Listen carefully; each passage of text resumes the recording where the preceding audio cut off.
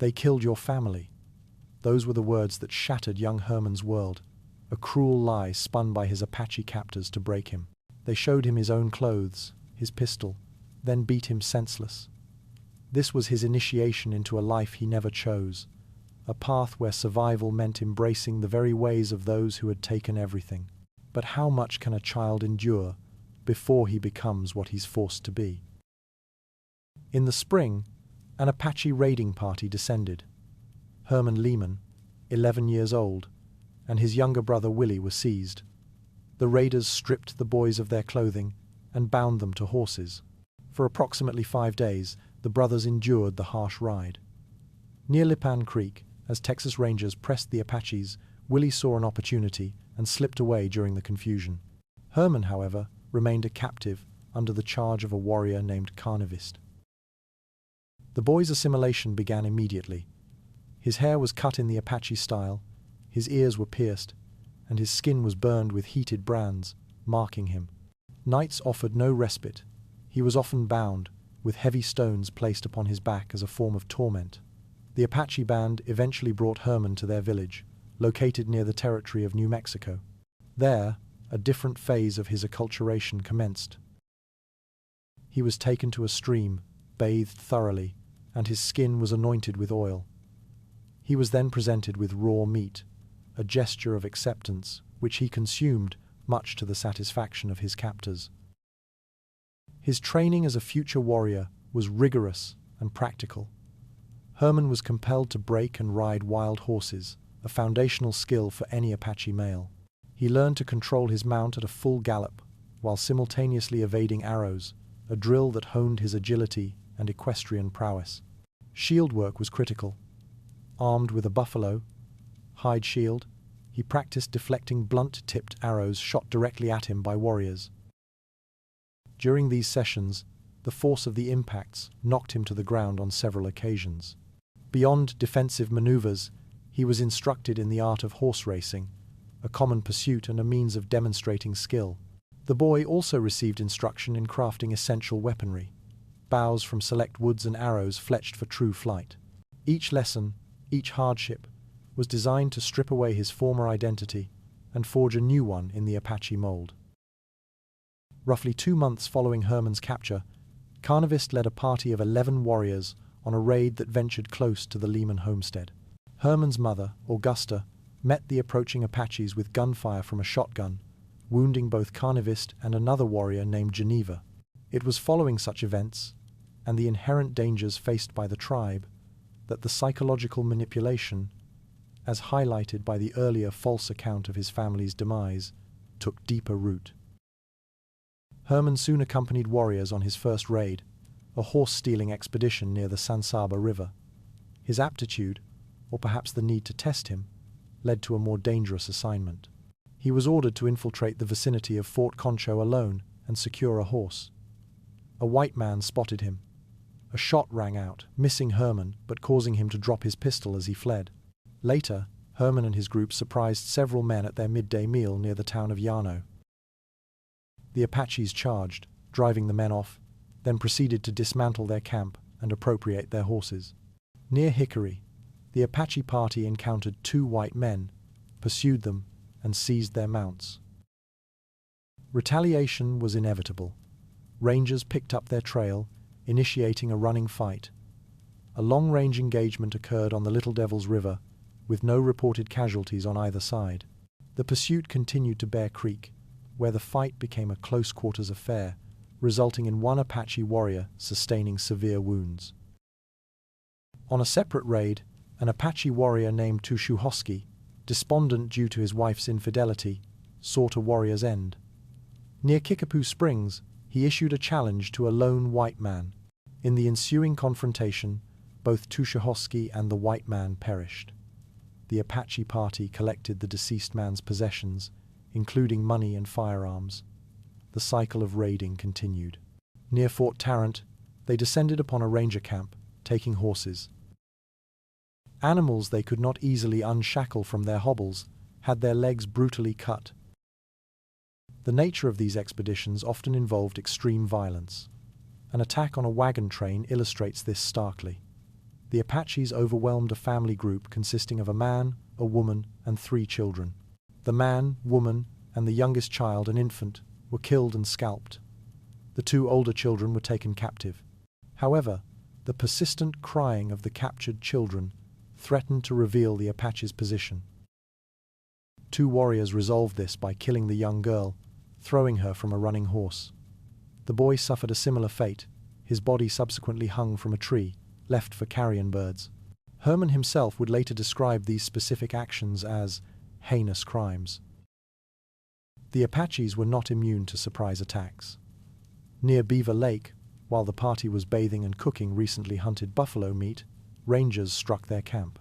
The initial volley was devastating, killing 2 Apache warriors instantly. Disorganized and outmatched, the survivors abandoned their horses and provisions, escaping into the dense brush. In another encounter, approximately 12 Apaches, including Herman, targeted a small group of 4 buffalo hunters, reportedly of Mexican and white origin.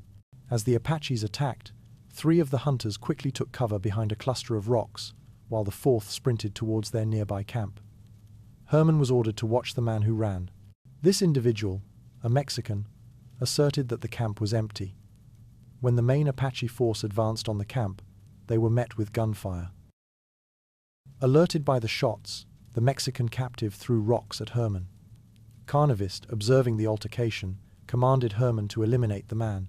Herman nocked an arrow and shot the Mexican, killing him. Carniviste then ordered the boy to take the man's scalp. Herman, though reluctant, complied, later detailing the gruesome process. Following this, the warriors performed a religious ceremony, seeking blessings from the spirits before departing the area, leaving the remaining hunters to their fate. While on a hunting expedition, Herman and another young Apache named Bobo were scouting when they sighted a substantial party of Comanche warriors. The Comanches, traditional enemies of the Apache, initiated an attack almost immediately. Bobo, unable to outrun his pursuers, was overtaken and scalped. The remaining Apaches, including Herman, rallied quickly, launching a counterattack that managed to push the Comanches back, allowing the Apaches to form a defensive perimeter around Bobo's fallen body. The engagement rapidly escalated into a fierce, pitched battle that raged for the better part of the day. Both sides fought with tenacity, the Comanches attempting to overrun the Apache position, and the Apaches determined to hold their ground and protect their fallen. As dusk began to settle, the Comanches, having sustained considerable losses, broke off the engagement and withdrew, leaving many of their dead on the field. The Apaches had held, but at a significant cost. Their casualties numbered 20 warriors killed outright, with an additional 8 wounded, 5 of whom would later succumb to their injuries. The Apache warriors conducted burial rites for their own dead according to their customs. The Comanche dead were unceremoniously dragged into a pit and left exposed. In the aftermath, the Apaches captured a Comanche who had been acting as a spy. Carnivists subjected the captive to torture, slitting the man's hands and then suspending him from a tree. The spy's ordeal ended when an Apache woman, moved by pity or some other motive, cut him down and allowed him to escape later. The Comanches, however, were not an enemy to be trifled with. A retaliatory assault on the Apache camp soon followed, likely in response to their earlier defeat and the treatment of their spy. This counterstroke was devastating. The Comanches struck with force, resulting in the deaths of 40 Apache warriors. Many more were wounded, and the Apaches suffered a significant loss of horses and essential camp equipage. Furthermore, a number of Apache women and children were taken prisoner by the victorious Comanches. The surviving Apache warriors, numbering approximately 100, along with 6 women and Herman, were forced to flee on foot, a desperate retreat from a disastrous engagement. This defeat marked a severe blow to Herman's adoptive tribe. Following their devastating losses to the Comanches, the remnants of Herman's Apache band regrouped.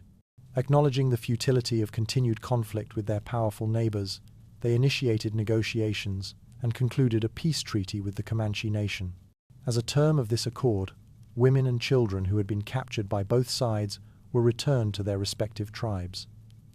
With this new, uneasy peace established, raiding activities shifted focus.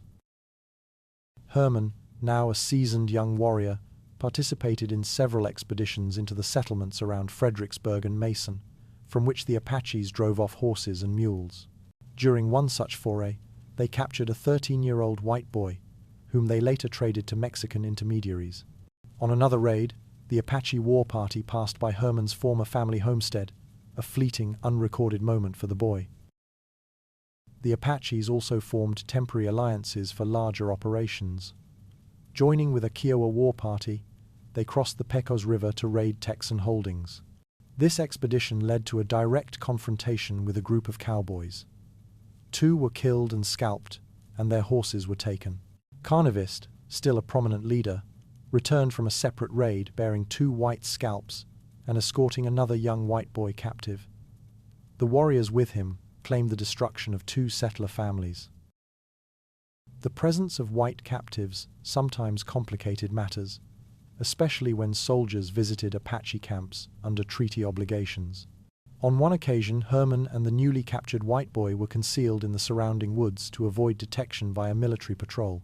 The other captive boy, in a desperate attempt to return to the main camp, was discovered and subsequently died after being tied to a tree. Exploiting a moment of relaxed vigilance by soldiers overseeing their camp, a faction of Apaches, with Herman among them, covertly departed. This group soon targeted a party of Mexicans in a canyon. The Mexicans attempted to flee but were overtaken and scalped.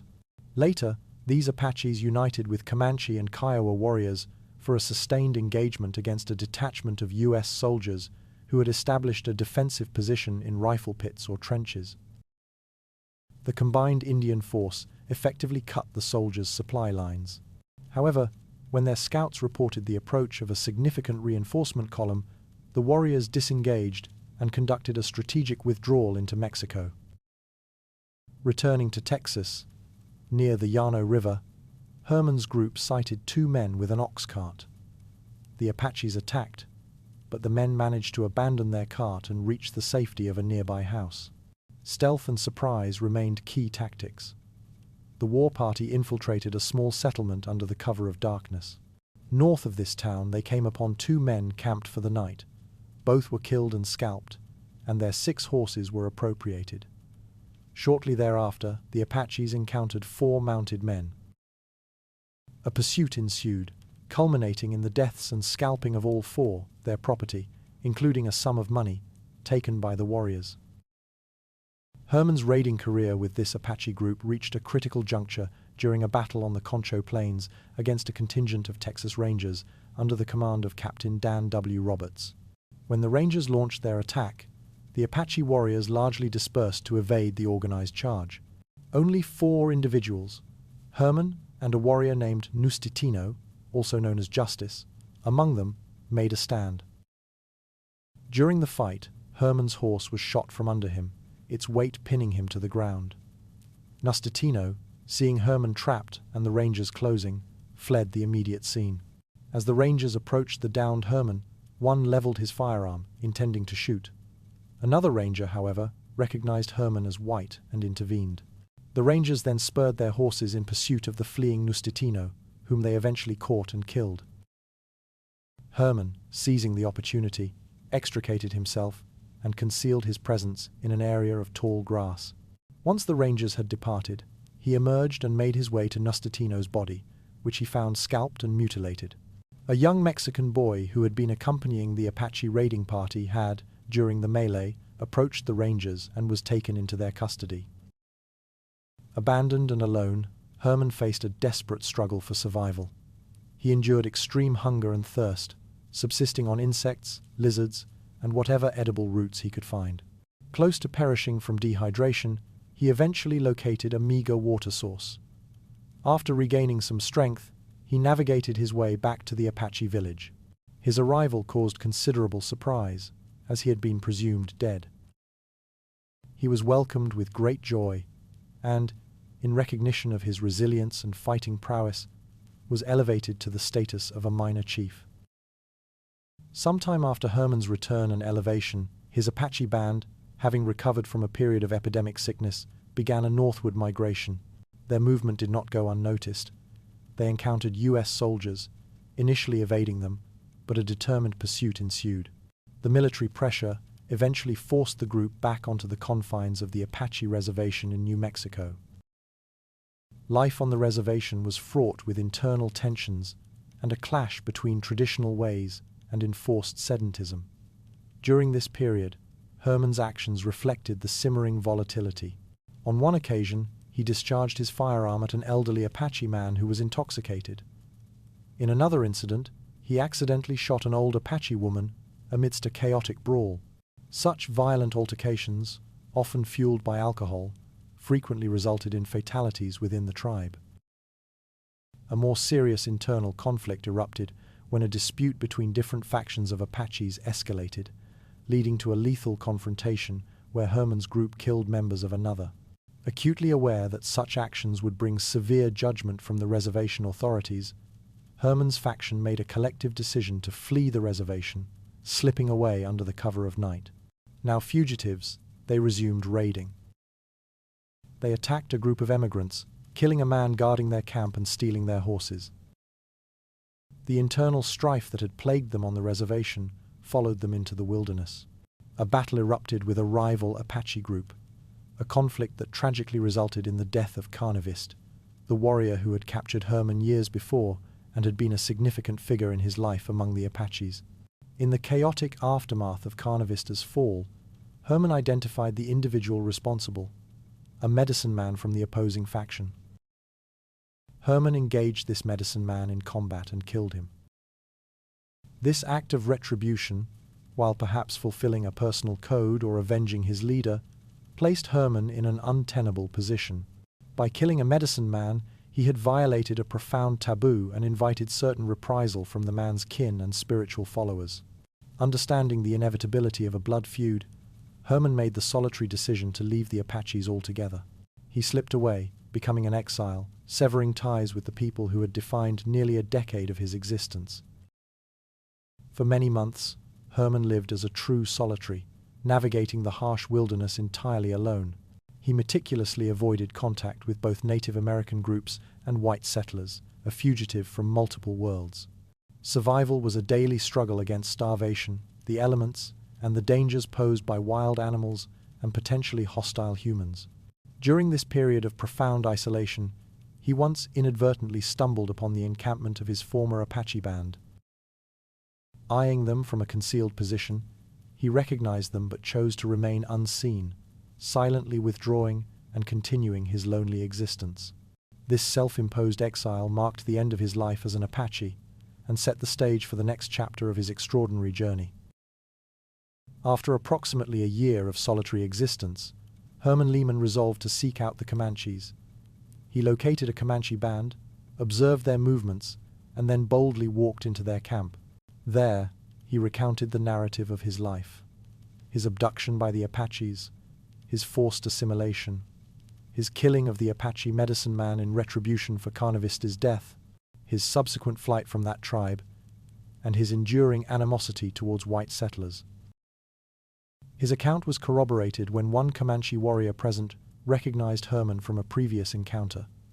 Following his declaration, Herman was formally accepted into the tribe, swearing an oath of loyalty. He was given the Comanche name Montechena. As Montechena, Herman quickly joined his new comrades in their raiding activities. His first major expedition with them involved an attack on a Mexican supply caravan. Several Mexicans were killed and scalped, their wagons looted and burned. The Comanches also captured 2 young girls and a boy from this engagement.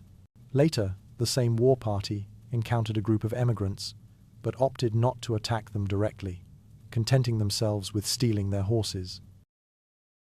Upon their return to the main Comanche encampment, the warriors celebrated their successes with a traditional scalp dance. Herman's combat experience continued to accumulate. In Llano County, near Pack Saddle Mountain, his Comanche group engaged in a fierce, close-quarters battle with a party of white men who had taken up a strong defensive position beneath a bluff. The fighting was intense, resulting in the deaths of 3 Comanche warriors and numerous injuries. On another occasion, they encountered a detachment of rangers or militia. The Comanches killed their sentinel, a black man, and successfully drove off their horses. However, upon returning to their own principal camp, Herman's party found it had been attacked and scattered by a combined force of US soldiers and Tonkawa scouts. The latter, a rival tribe notorious among the Comanches for alleged cannibalistic practices and their alliance with the US military. Signs indicated the main body of the tribe had retreated, with soldiers and Tonkawas in pursuit. Herman's smaller group followed their trail, and en route they raided a small outlying camp, acquiring 40 additional horses. When they finally rejoined their people, they learned that several warriors from Herman's original raiding party had been lost in various engagements. The conflict with the Tonkawas soon culminated in a major battle. The Comanches were further enraged when they discovered a group of Tonkawas in the act of consuming the remains of a Comanche warrior killed in a previous skirmish. Driven by a desire for vengeance, the Comanches launched a furious assault. The ensuing battle was brutal, with instances of individual, hand-to-hand combat. Ultimately, the Tonkawas were defeated and routed. The Comanches lost 8 warriors, with an estimated 40 to 50 wounded. In the aftermath, the Comanches enacted a grim revenge, mutilating the bodies of dead and dying Tonkawas and casting them onto their own campfires. They collected scalps and other spoils of war before departing. Back in their camp, solemn funeral rites were observed for their fallen, including the ritualistic gash-cutting by mourners. It was during this period that Herman also learned of the significant 1874 battle at Adobe Walls, where Quanah Parker had led a large force of approximately 700 Comanche, Kiowa, and Cheyenne warriors against a fortified position of buffalo hunters. Herman himself had not participated, being engaged in a different raid at the time, but the details of the engagement were recounted to him. Concurrent with the Adobe Walls fight, Herman and a warrior named Essentima conducted a raid near Fort Concho, successfully stealing a horse. They expanded this haul with another 25 horses, and during their return, daringly rode through a white encampment situated in a mountain pass, taking 2 more horses from that location. The Comanche leadership, incensed by increasing encroachment, held a great council where warriors collectively vowed to kill all white intruders found within their territories. Clashes with buffalo hunters on the plains became increasingly frequent. Herman continued to participate in smaller raids. With a warrior named Asma, he took part in an expedition that secured many horses and resulted in several white settlers being killed or wounded and scalped, the party successfully evading ranger patrols. With another Comanche named Marco, he raided a camp, firing into the occupants' campfire before making off with 9 horses. Not all engagements were successful. A party of 12 Comanches, including Herman, attacked a U.S. mail stagecoach near Kickapoo Springs, but were unable to halt or capture it. Another tense encounter involved a standoff, with 5 white men concealed behind trees.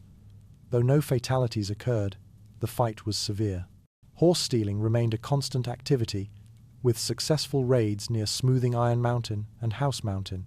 However, near Beaver Lake, rangers caught up with Herman's group, leading to a fight in which the Comanches lost their stolen horses.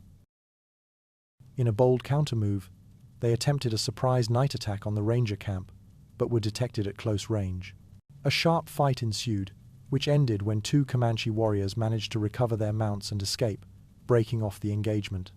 The warfare against buffalo hunters persisted. In one instance, a large Comanche party, Herman among them, killed a lone hunter and pursued 2 of his companions, who managed to escape. The Comanches then destroyed the hunter's camp and mutilated the body of the slain man. During a dawn attack by white men on a Comanche camp, Herman was shot in the right calf. Despite the wound, he continued to fight.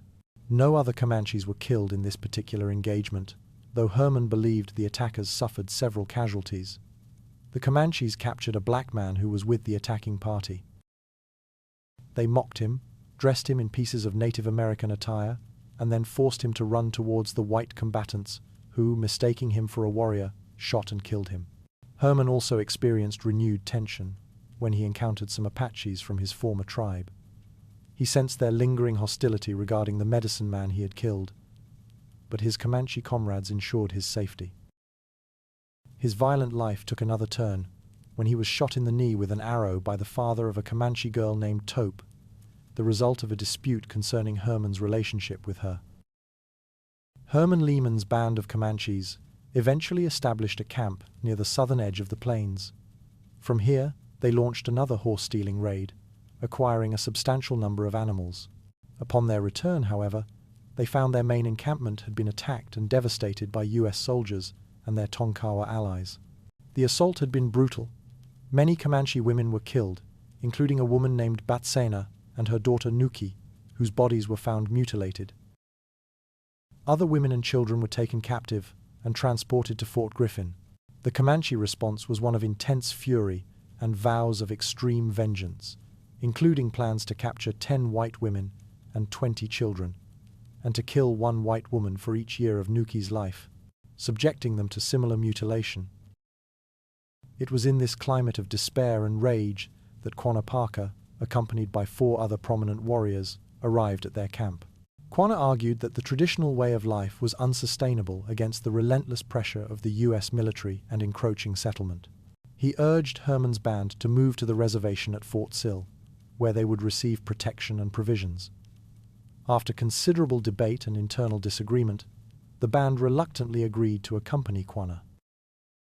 Herman, along with several other warriors, complied with deep misgivings.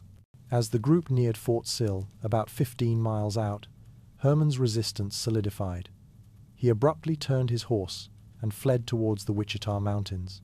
Quanah pursued him, eventually catching up and persuading Herman that he would be safe under Quanah's protection.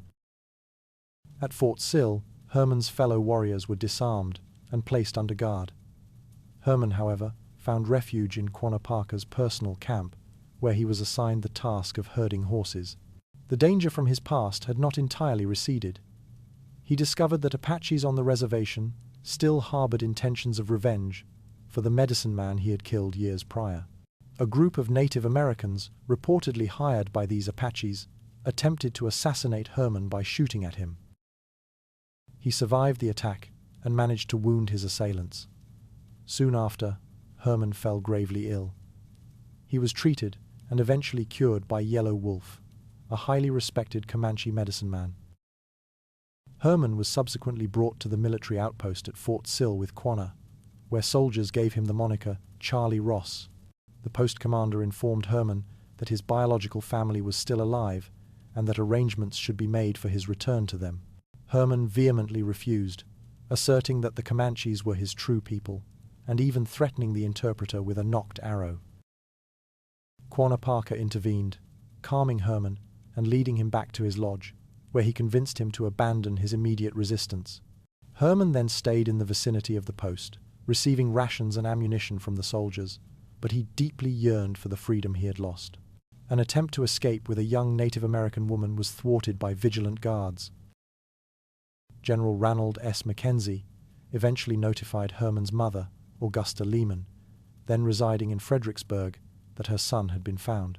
Herman departed Fort Sill for Loyal Valley under the escort of 5 soldiers and a civilian driver. During this journey, he hunted game to supply the soldiers with food. He also baited his escorts, on occasion snatching their firearms or startling them with Comanche war whoops.